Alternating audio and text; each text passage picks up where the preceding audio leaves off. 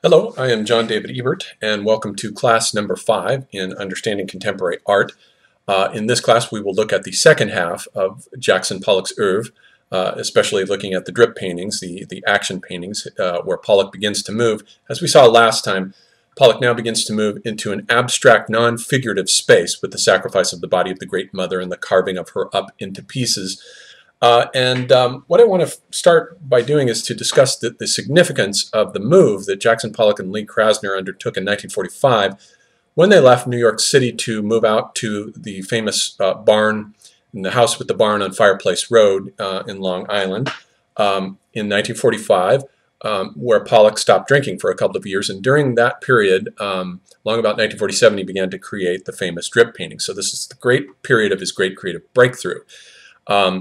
Now, one of the aspects of this that gets overlooked is the ontological significance of the status that this move reveals here. In a certain respect, though the exile from New York City was self-imposed in Pollock's case, he moved himself from the city to the countryside, it sort of symbolically prefigures the status, the ontological shift in the status of the artist in this new epoch of contemporary art that is on the way here, where the contemporary artist is, in a certain respect, has become dangerously superfluous to civilization now.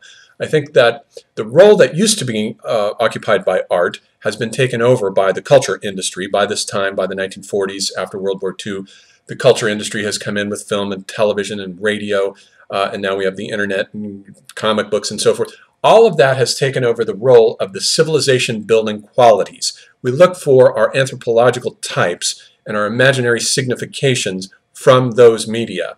They shape civilization the way that art used to do. And so contemporary art, high art in other words, is in a status that is now dangerously superfluous. Civilization no longer needs this art in a certain respect. There's a certain leisure aspect to it. And Pollock's move from the city to the countryside sort of prefigures the ontological change whereby the city no longer needs the artist, and so the artist now is out on the globe everywhere. We get Bruce Nauman at his ranch in New Mexico. We get James Turrell at Rodden Crater in Flagstaff, Susan Rothenberg out at her ranch, and the ontological status of the artist has changed in some cases to that even of a criminal, as with Banksy, who has to get in under the radar to draw his graffiti on the walls of the city. The artist is now regarded with suspicion. I think the same can probably be said also of the contemporary philosopher. The contemporary postmodern philosopher has largely suffered the same fate. The general culture, the general public at large regards the philosopher and the artist now with a certain degree of skepticism and suspicion. They now have to justify themselves and their existence and their undertaking and their vocation in a way that simply wasn't the case before in these previous phases of civilization. So now what I want to do is to look at these paintings that Pollock comes up with at this time. This first one here is called Composition with Pouring 2 from 1943, and it's an early prefiguration before the move to Fireplace Road of the non-figurative cosmos that he's going to move into here. It's still very tentative. It's not a fully successful painting yet, but it already foreshadows the kind of universe that he's going to move into. The real breakthrough, I think, comes with, or at least the first big breakthrough comes with the Guggenheim mural that he painted in January 1944 for Peggy Guggenheim. And this mural really is quite amazing. It initially began as Pollock painting a series of animal forms, bison and horses crashing into each other. But the end result is that one can no longer recognize those forms because we have a dissolution and liquefaction of forms here in Pollock's art. It is an art that is very appropriate for the age of what Zygmunt Bauman calls liquid modernity, in which all the forms, not just the art forms, but the technological forms, the civilizational forms, the social forms, jobs, roles, genders, everything is in a state of continual liquefaction. And so Pollock is already moving into this phase space, the age of liquid modernity, and the art that he comes up with here is perfectly appropriate to the age of the continual meltdown of forms, whereby the hapless individual is constantly besieged with so much change that he or she can barely keep head above water with all the changes that are going on. Now notice that another aspect of the Guggenheim mural is that there is no privileged point of view here. This is not a perspectival work from the age of perspectival art or even modernist art anymore. Pollock is moving out of modernist art into a new period here.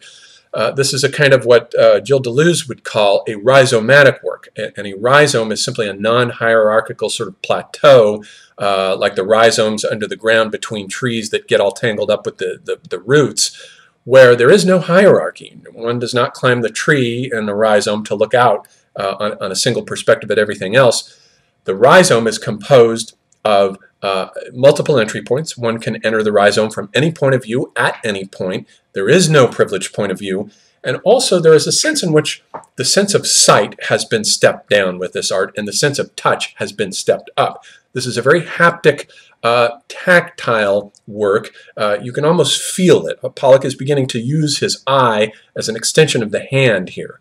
And there's a direct line, I think, from Pollock's work to the artwork of H.R. Giger. This is H.R. Giger's biomechanical landscape. And Giger, too, creates works that are a densely woven intermesh work of a biomechanical landscape whereby there is no privileged point of view. This is not a perspectival art. It's an art of the hand. The hand is sort of indifferent to what it touches. It does not privilege any single point of view.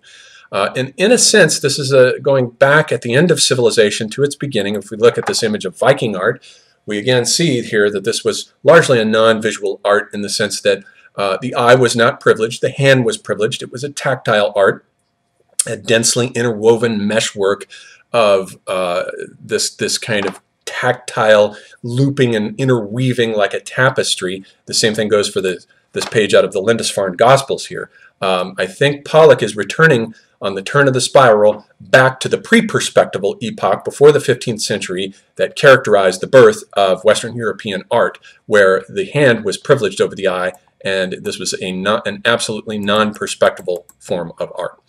Now, it was indeed here in 1947, this is Lucifer of 1947, that Pollock achieved the breakthrough at Fireplace Road into an absolutely non-visual, totally textural work of art. This is a horizontal work that has the vast, encompassing expansiveness of the American landscape to it. All these paintings were painted indoors inside of a barn, a sort of polyphemus cavern, inside which Pollock painted these images, a little bit like the Paleolithic artist painting the images on the walls of his cave, only here, as we've said, he's painting on the ground, in a certain sense using the earth as his canvas. This is a vertical example from this period, 1947. This is called Full Fathom 5. And again, it has this sense where no part of the painting is privileged over any other part of the painting. You could cut a slice from it, and a part would stand almost holographically for the whole of the image here. It doesn't matter which part of the image you're looking at or which way you approach it. This is Untitled Green Silver from 1949. This is another one of his haptic paintings in which we have an interwoven dense meshwork. And in a certain sense here, as we follow Pollock's work, we can see that forms are dissolving into the liquid matrix of self-organization from noise, as the chaos philosophers and theoreticians call it, out of which signals always come out of noise. You have static first, you have background radiation before you have the cosmos, you have static or noise first before you have a clear signal.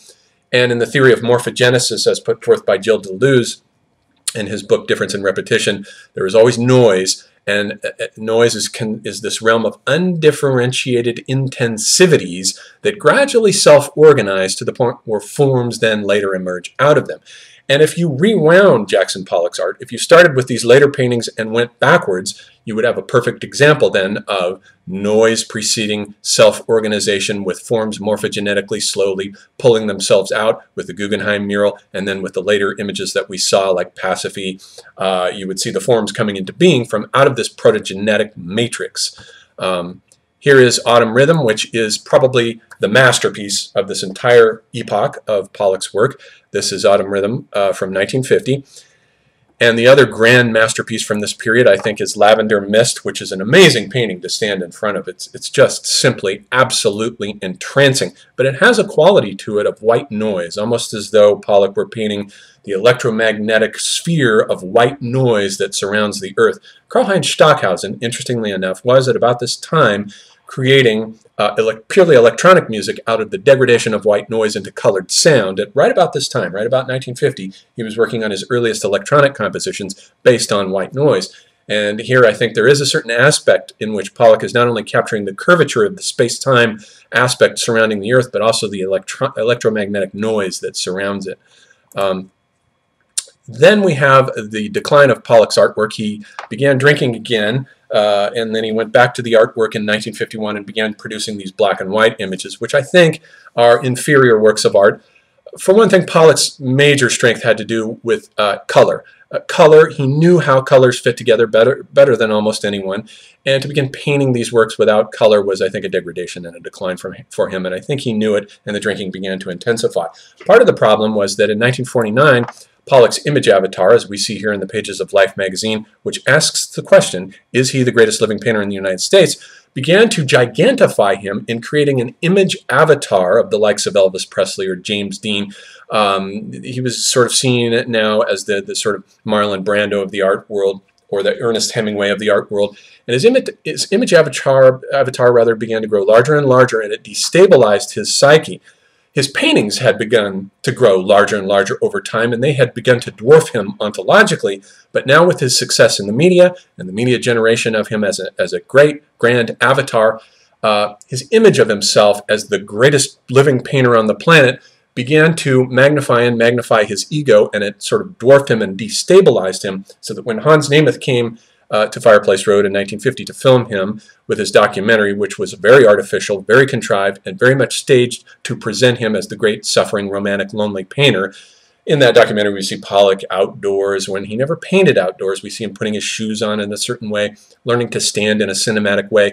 Hans Nemeth destabilized him, I think, in that video, and it sent him crashing into a period of self-doubts, and it started his decline as an artist. The image dynamics of the electronic image and the avatar through the media began to destabilize his sense of self, and I think over time it led to his sort of death by suicide by car crash, almost as a sort of imitation of the death of James Dean.